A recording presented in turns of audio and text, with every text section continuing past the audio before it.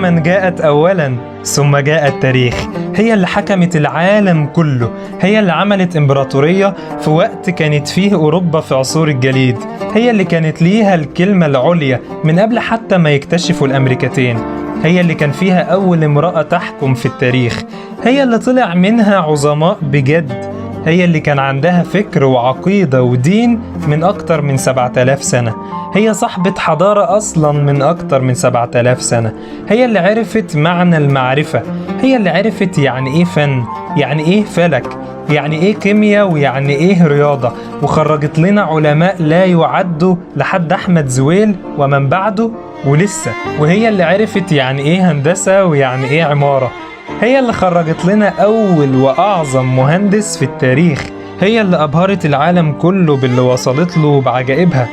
هي اللي ما كانتش بس سابقة بخطوة، لا دي كانت سابقة بملايين الخطوات، هي اللي عرفت يعني إيه طب وطورت فيه كتير، هي اللي أنجبت لنا أول طبيب في التاريخ في كل التخصصات لحد مجدي يعقوب دلوقتي وغيره كتير ولسه أكتر، هي اللي واجهت صعوبات وعراقيل ومصائب وكوارث وقدرت تتخطاهم وتجتازهم، هي اللي عملت أول جيش نظامي وأول معاهدة سلام، ولحد دلوقتي جيشها من أعظم 10 جيوش في العالم كله، وإن شاء الله هيرجع لمركزه الطبيعي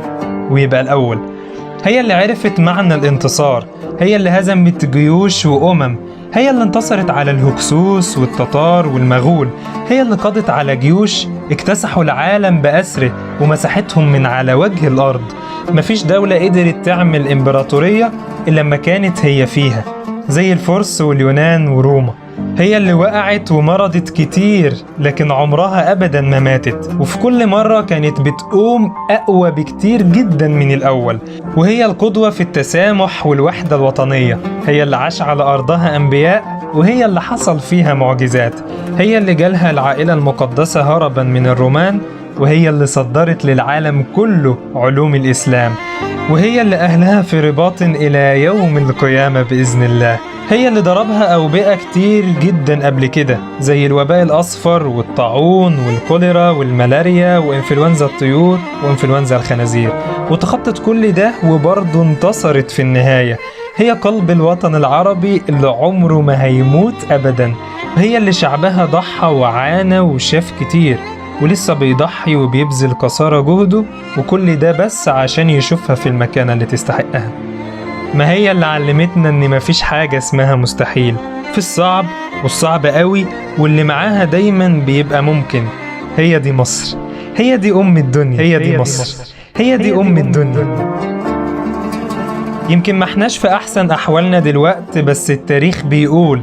إن مفيش انكسار واضمحلال إلا وكان بعده تقدم وازدهار، وإن حياة الأمم والدول عاملة زي دورة حياة الإنسان بالظبط، اللي بتبدأ بالطفولة والدولة اللي لسه بتحاول تقوم وتعافر عشان توصل، وبعدين مرحلة الشباب اللي بتوصل فيها فعلا الدولة للتقدم والتطور اللي بجد، وبعدين الشيخوخة اللي بتبدأ فيها الدولة تنكسر. أيا كان احنا في أنهي مرحلة دلوقت، هتلف وهتدور بينا الأيام وهنرجع تاني للتقدم والنهضة الحقيقية.